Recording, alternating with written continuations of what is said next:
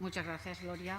por tu gesto y muchas gracias por tu trayectoria, que es una trayectoria patrimonio ya de toda Esquerra Unida. Nuestro trabajo en nuestra nueva etapa continuará trabajando, nuestro grupo, trabajará en las Cortes dando continuidad a lo que hemos venido siendo siempre, es decir, trasladando la voz de aquellas organizaciones sociales que en estos momentos tienen y se oponen a las políticas del Partido Popular.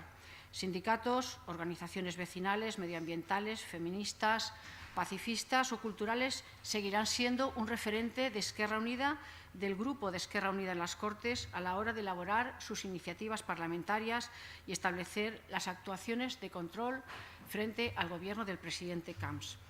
Estamos ante un Gobierno, el presidido por el presidente Camps, absolutamente paralizado,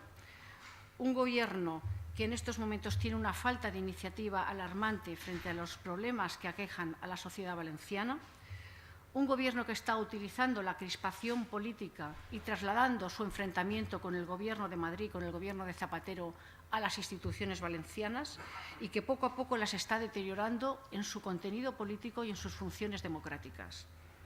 Es un Gobierno que utiliza el ocultismo como forma de organizar los debates y la administración de la gestión de lo público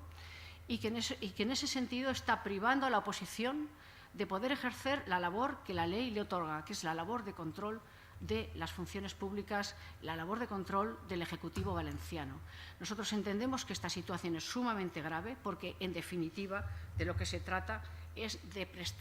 quitar el derecho a la información de los asuntos públicos al conjunto de la sociedad. Son prácticas